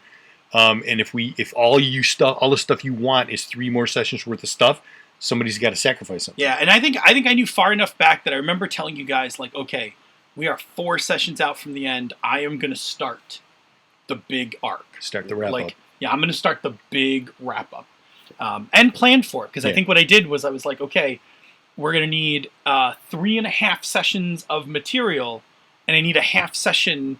I need that last session to be half of the action stuff, and half to actually do cool ending. Yeah. And then I think I asked everybody, is everybody okay if we go a little later tonight in case we need a little extra time? Yeah. So there was a lot of, like, that was, like, I don't know, some people might be, like, feeling like that's not sexy to, like, set all that up and plan it, but it works. Like, if it brings you to a satisfying conclusion that you're happy with, I think it's worth it. All right, never turn your nose at a satisfying conclusion. There you go. That's, Well, especially when you know you've got a limited time. I mean, Yeah. if you know we're going to do 4 more sessions, but you don't have to end in 4 sessions, then you've got some leeway to go 5 or 6. But if you know you've got to be in 4 sessions, you have to be on board. You have to play along with that and not drag it out. And I did have to, in 1 or 2 sessions, drive pretty hard. Yeah. Like, and I think I just told people, I'm like, I got to drive this game because, like, we And have honestly, to finish this. Like, we didn't have any real trouble with like having to remind ourselves like, oh wait, we got to tighten up. Like we had a couple sessions where we never took a break. Yeah. Sometimes we would take a break partway through. I'd go take a pee because you know me. Yeah. We didn't break. We had a couple sessions where we just pushed straight through and had awesome sessions. And then it's like, wow, it's time to close up. There are times where you let it breathe, and there are times where you drive the game, and that was definitely a drive. Cool. Did we get that one? Yeah. I think we got that. I think we All right, wrapped that cool. one big time. Let's get our last question in then. Okay. Cool. Last question. How do you bring about a campaign ending when you have a new shiny that needs to be played? So Jerry asked me this week. He's like, "What's a new shiny?" Yeah. And now I know. Yeah. So I was like, "Oh, you know what it is." Like, because at first I thought you meant like you're running a campaign, and as a GM, there's one more thing you want to show the players in the game. well, that could also be a challenge. That could also be. And I'm like, no, you mean a new game that you want to play? Yeah. The Siren's Call. Yeah. Right. And the first thing I tell people is discuss this with your players. Don't just decide, oh, by the way, we're ending this in 3 campaigns, and then we're all going to switch over and we're going to play Boot Hill for a while. Make sure you've got that. Because first of all, they may also be fatigued on the game and want to take a break. Yeah. Find out what goals they need to get some closure for now. Like we said, right? Yeah. Got to bring about that. And maybe not everybody at the table wants to play the new shiny. Oh, that's a tough one. Maybe it's like, oh my god, I really need to play this game, and it's a genre that one player is just like, oh, I can't get myself invested into that. The group that I ran for the last couple of years was split about 50-50 on a lot of games. And so there were a lot of things like masks that just fizzled horribly after half a session. Mm-hmm. Just games that just, not because they're bad players, just the genre didn't interest them. Some things that I didn't want, like there was a big push for us to run Space 1899, and I read the game, I'm like, I can't run a game in this thing. Way too much colonialism for my takes. That's a lot. And so it's really important to look at that, and like with the right GMs, I would play Vampire or Shadowrun, but I would never. But if it was just out of the blue, I would not sit down to one of those games either. And with some GMs, I wouldn't play it with them. So it's what you gotta do. It would take a special circumstance for me to play a vampire game again, regardless of the rule set. Yeah. It just like that genre. It's super dark. It's super dark, and the Super dark's a hard tone for me right Yeah. now. Super dark is the world is dark enough. Like I want my games in contrast. Yep. I want my games to either be completely escapism or in contrast, or I want my games to be about armed revolution. I know where I am right now. Yeah. I think that because I've gotten really good at this, being able to hold one campaign together and get another game ready. Yeah. But a lot of it is just discipline. Like it's about knowing, like, okay, I am going to run 4 more sessions of this game, And then I get to play with. and then we'll play the new shiny game. Like it's really about patience, right? It's about impulse control, right? Because there was a time in my life where I was not good at this, right? Like there was a thing where we used to go and watch fireworks at UB. Yep. And that night of, like, all our friends, like our game group would sit and go watch fireworks. And that night determined which campaigns lived, which campaigns for whatever ended, reason. and We what would new sit games down would start. and before the fireworks would start, as the evening was, starting to grow darker, we'd sit there and we'd be talking about stuff, and we just somehow turned that into the conclave, the State of the Union for our games and what was going to run and what wasn't, and that was where decisions were made. Yeah, and it would just be like, well, we're no longer playing this game. We're starting an Amber campaign tomorrow morning. Boom. And like that would just happen, right? So the thing that I've gotten much better about nowadays is like I think part of it is because I have stable game groups. Yes. So it's like we can take our time because no one's going anywhere. Right. Like everybody's here. If it takes us 3 sessions to finish this, it's no big deal. I think the other part is my life is so complicated that I need like a month to read a rule book to get like ready to run a game. I can't like there's no more reading a game in a week unless the game's small form, right? Yeah. There's no reading a game in a week and launching a campaign. Like I need some runway. So what's good is like I try to like when I know that one campaign's about to end, we start talking about cool, this game's going to start winding down. What do you guys want to play next? Or I mean, I was the one who showed up with a shiny this time. Uh-huh. Like, I was content. We weren't going to run another game. And I just got into, I just got Transit, and I was reading Transit, and I was getting into it. And then we made the decision to spontaneously stop playing Things from the Flood. And all of a sudden, I'm like, okay, well, I have another game. Like, we're still finishing Things from the Flood. But Transit's going to be the next in line. And I think that's so far where I am, because I have to admit there's another game that's got my eye right now, but I don't think we're going to wind up playing it. I'm going to wind up playing it at some other point. I think Transit's still our go-to. And again, 4 sessions, and we'll see if it's really trial run. But one of the advantages of being both a player and a GM, and I know you don't play as much as you GM, is sometimes you can get one of your other players to do the new shiny. One of the advantages we have with our Wednesday game is that Scum and Villainy looked interesting, but is having somebody else run it for us. Run it meant that I got to play around with it, and that's kind of scratched that itch. It's also where conventions are good. Yeah. Oh yeah. Go and play or run your shiny at the convention. Get it out of your system. Sometimes that's worse because you play it and then you're like, wait, this game's as good as I thought it was, right? Sometimes it gets it out of your system. Like when Shadowrun 4th edition came out, I was like, oh, cool. I'm going to go play Shadowrun session at Gen Con. I played it and I came back and I was like, no, I'm good. Yep. I'm good. No, I don't need to get it. Like, I'm fine. Yep. Nothing's changed. I warned you ahead of time. I said, you it's did. Shadowrun, dude. It was a 2-hour session. To be honest, I was being pretty smart about it. It was a 2-hour, not a 4-hour session. Yep. I was like, I'm just going to go play Stuffer Shack and see how Stuffer Shack goes. And then I played it and I was like, nope, not for me. Like, it's good. It's very Shadowrunny. Yeah. Like, I mean, I think it's hard. Like, I think if you feel like you don't know how stable your group is, you get into this thing where you're like, we can't waste any sessions. Every session has to be amazing, whatever. Yeah. But like, we're old. Like, none of us are really going anywhere. So it's just this like comfortable feel of like, cool. Like, we'll take our time, and honestly, like, I enjoy each one of my game groups. I enjoy hanging out with them. It's almost like, hey, listen, whatever we're playing is almost secondary, not completely secondary.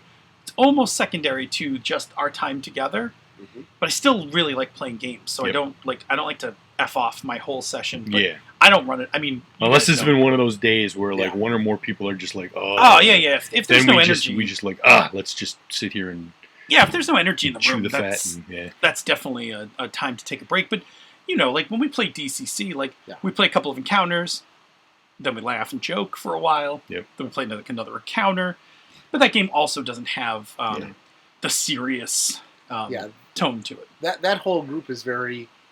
That's the one thing I'd like to see more out of our Thursday group is I'd like to see a little bit more in-depth character delving, because I realize that that's your beer and pretzels night, but with you as a GM, I've never got a chance to play a character that's been deep at all, except for maybe the Elven Lawyer.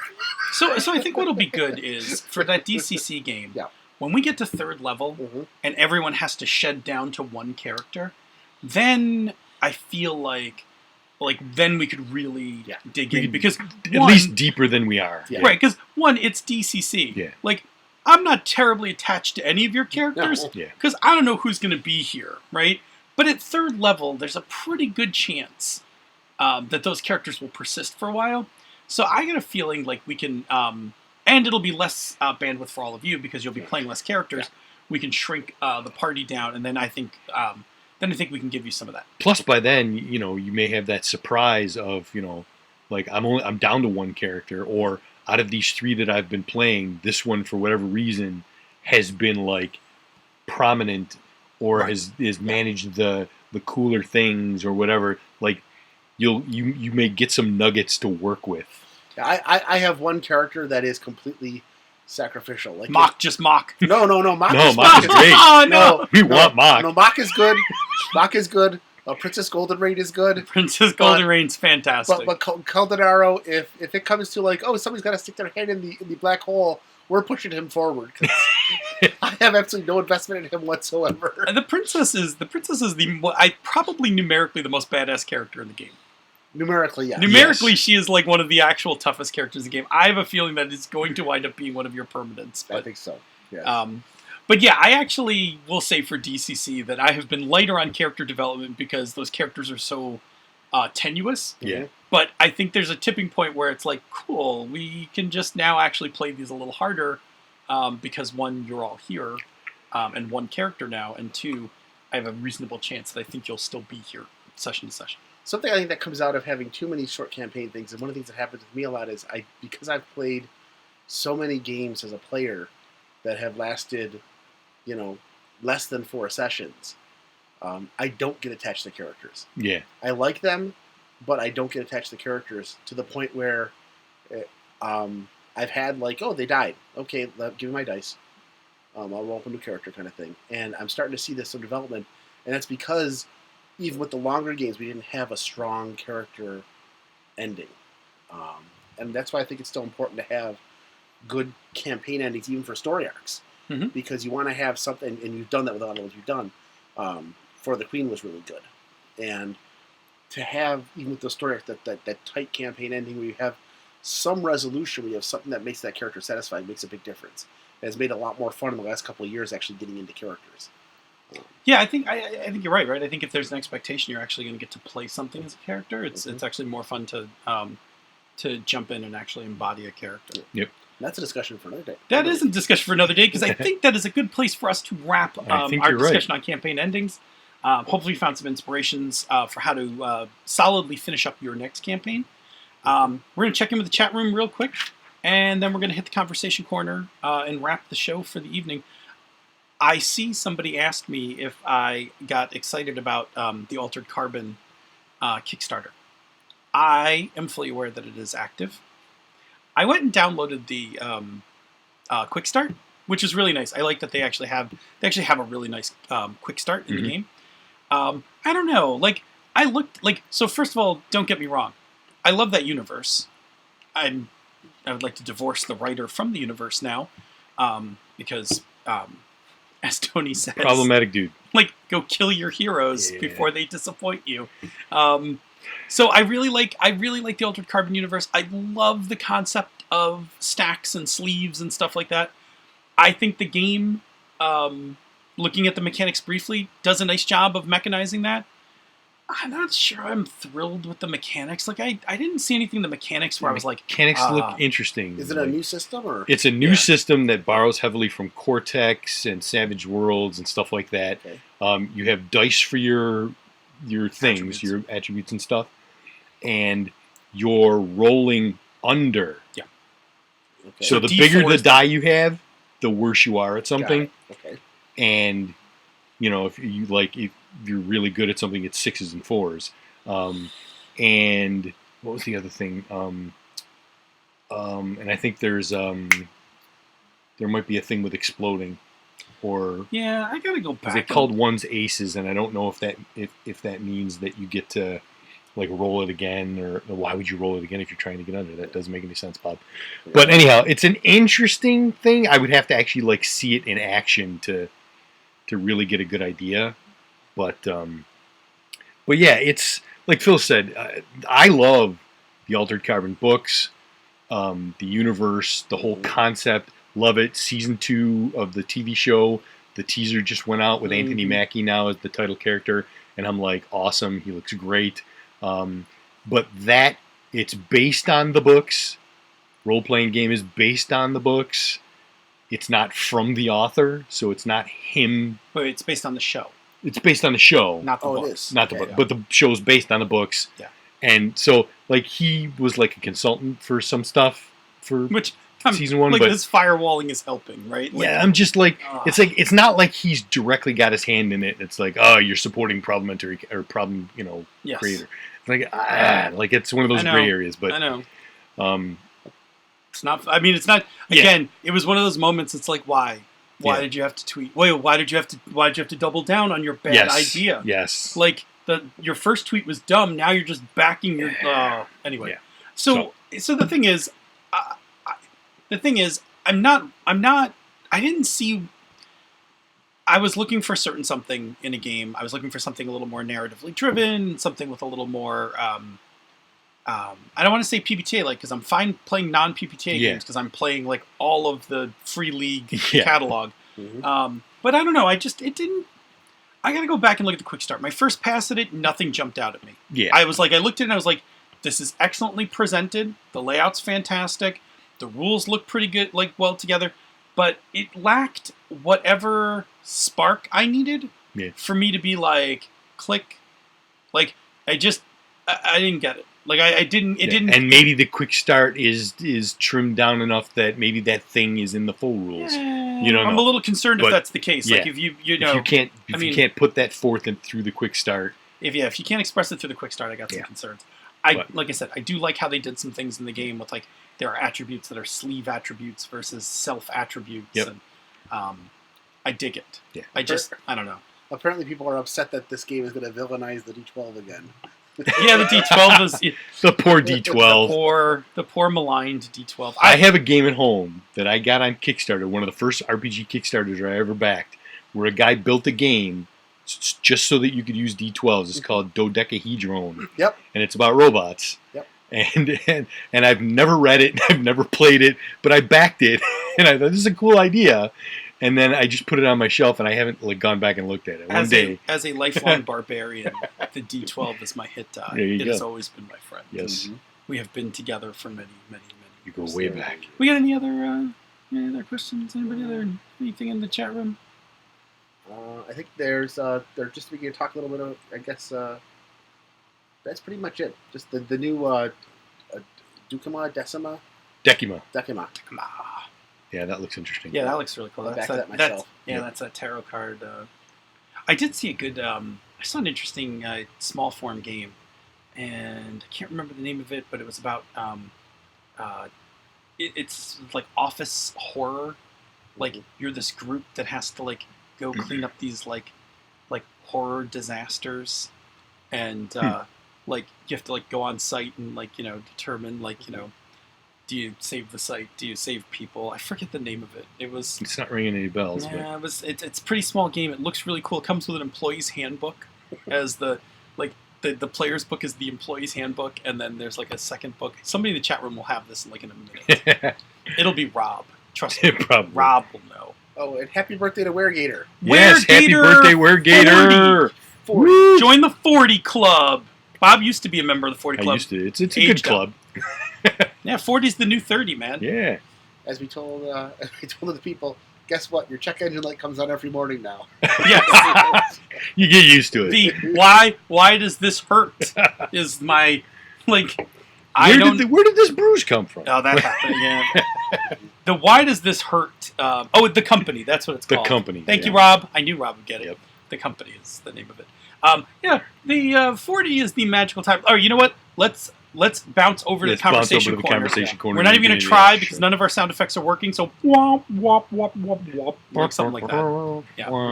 Cool. So we'll just really quickly pick up on the 40s, right? So a couple cool things about the 40s. Like the check engine light part sucks about the 40s, but I think 40 is the moment. Like 40 for me was the decade where I was like, you know what? I don't give a fuck what anyone thinks anymore. Yeah.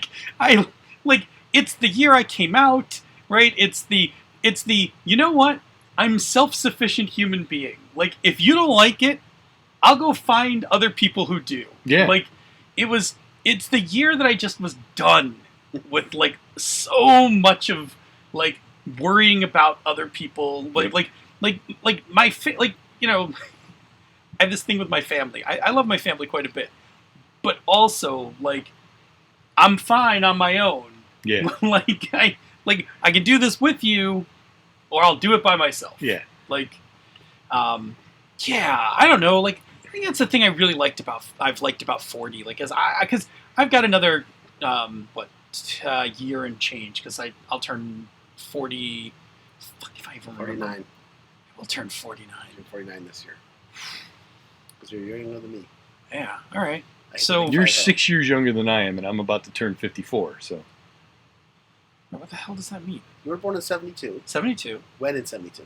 March. March. Yeah, March. Oh, okay. I'm gonna turn 48. So you're about to be 48. Yeah, 48. Because I'm about to hit. Yeah, I'm gonna turn Oh 40. wait, I am only 4. Okay, I am. Here's only the other 48. thing about your 40. You'll Your stop memory goes counting. to shit. No, you'll stop counting because you're just like, whatever, I'm 40 something, and then Yeah. you don't care anymore about your age. I stopped counting at 19 because I was no longer drinking, so 21 meant nothing to Yeah, me. 21 was insignificant. Yeah, I mean, 20s were like an insecure mess. 30s Yeah. was like, what do I? Insecure mess. Yeah. Well, 30s was like, what am I gonna do with my life? Here's the thing. I rolled from my 30s into my 40s like, oh my God, I'm getting old. I'm that much closer to death, blah, blah, blah. Like all that stupid crap. And I got to about 45, and I started to realize, like, oh my God, like 50 is closer than ever. And I'm like, you know what? This is bullshit. Like, it's a number, all right? I feel healthy, you know, I'm like, I don't have any major problems. Like, I'm you know, like, it's a number. It's a number. And I said, screw it. And that's when I decided that when I hit 50, I'm just going to embrace it and roll into it. And when I rolled from 49 into 50, I mean, You did. fans of the show know So good. I became Old Man Logan. Yep. And I rode it like a pony. So it's like, So when we went to Mexico, were you in your 40s or were you already 50? that was in 16. So that was 4 years Yes, ago. we're I was 50. You're 50. I was just under 50. So my favorite part of Bob, just at the cusp of that, is that we're all in Mexico, and like in the middle of the day, like we're all at the pool, we're drinking, hanging out, or whatever. Bob just gets up and he's like, "I'm gonna go take a nap." He doesn't care. Just Like, went back no to my social room. Pressure. He's like, "I'm gonna go take a nap." Just gets up from the pool, Crashed for like puts an hour or puts whatever. his hat on, leaves, comes back at dinner time, and everybody else was like, "That's awesome, Bob." Yeah, go By ahead. the way, I forgot about this because I can't remember my own birthday. Watch this. Hey Siri, how old am I? You're 47, but you don't look a day over 29. Lies!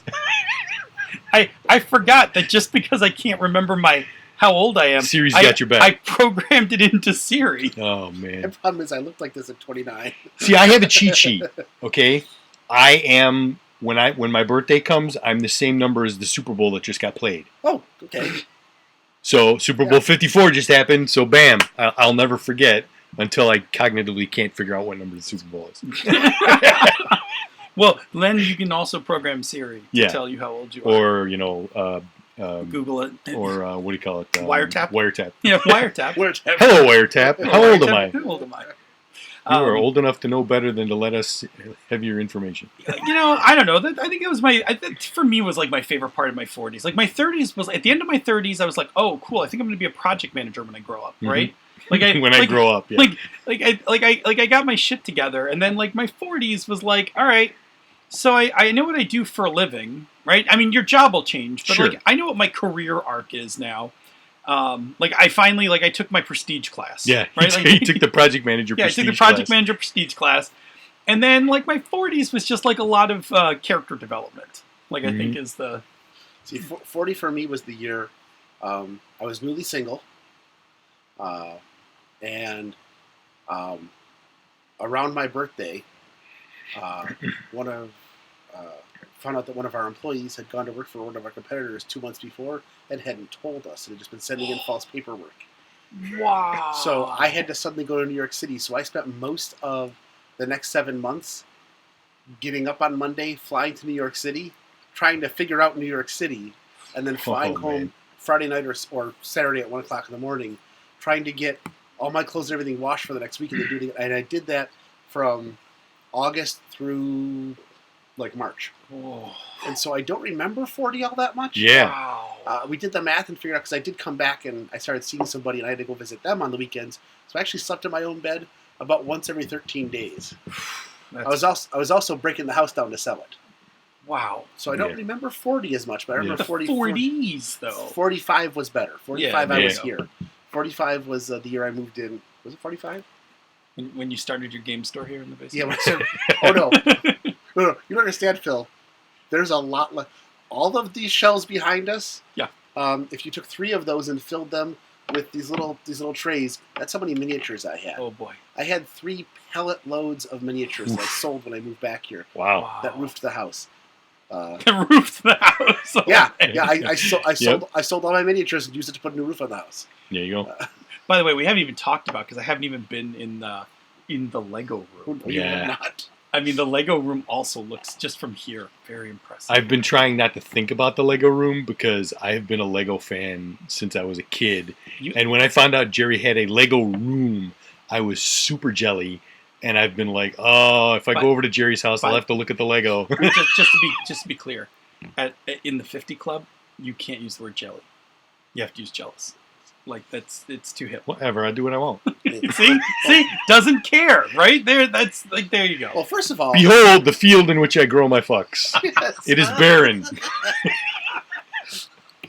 Well, first of all, you guys know that we could always do a Lego night here some night. We will. We could put we could put a bad Terrible movie on yeah. and build Legos. We've done that many times. Yes, I'm in for that. That sounds amazing. So good. All right, cool. What other things we got going on? I like most of my weekend most of my week last week got chewed up with either work stuff or preparation for my parents coming up, because Rose's play. So she did Shrek the Musical. Mm-hmm. So Shrek the Musical is actually pretty funny, and her middle school version of it was actually pretty good. It's cool. She was in the chorus. Nice. She was actually she was like in 3 singing parts, plus she was like a bit in another part. So she was on stage. She didn't. I mean, she's what is it? She's in 6th grade, so most of the 7th graders got all the big roles. The really funny part was to do Farquaad. They had this dwarf-like suit. Like, you kneel down, and the suit had legs. So the kid who did it wasn't very tall to begin with, but then he knelt down, and it looked like he had like little. He looked like he was a real. He just comes out like walking on his knees. It was because Farquaad was laughably tiny. It was hysterical. Like, when he first comes out the first time, the whole audience lost it, right? And the kid did a great job. Like, he was really good at it. That's awesome. So it was fun. And Rose had a blast. She loved it. She did actually say, because we asked her if she wanted to be in the next play, and she's like, I might be on sound crew. She's awesome. Like, I was cool. equally cool. Yeah. Like, that would also be awesome. So, that was like basically my whole weekend, because when my parents come into town, like, I can't get anything else done. Like, I love seeing them. Yeah. But then I'm like, it kind of consumes a lot of time. Like, I kind of count on my weekends to do certain things, which, like, when my parents are there, not happening. Not happening. So it's like a weekend that never was. Anyway, it was nice seeing my parents, though. Yeah. Okay. That was me. And Super Bowl. Yeah, the Superb Owl. Yeah. For sport ball fans, Super Bowl good. Yes. It was an entertaining game. Super Bowl was Very a good time. That was a lot And for of once, fun. the team I was rooting for won. Yeah, I mean, in a dramatic way, because it's like, it doesn't look like Kansas City's going to do anything this game. Yeah. And, although, if you knew anything from their postseason, like, this was right on schedule. Oh, we're behind by 10 points, whatever. Like, here we got go. This. I thought I hadn't been following the postseason. I thought it was over. I was still watching it. I was actually packing up Legos down here, watching it on the tablet. I was like watching it, like, well, the game's over. No, No. there it's his not. voice. The game was not over. The game was not over. It was so good that I actually remember the game more than any commercials, other than the Black Widow trailer, because Black Widow trailer. But the game was solid. Like, I watched it with Dante, and we had a lot of fun. Yeah. It was also very nice not seeing the Patriots there. The only reason I watched it, and the only reason we didn't play on Sunday night, was Yep. because the Patriots weren't in the Super Bowl. Yep. Sorry, New England fans, but we here at Buffalo hate your team. Yes. A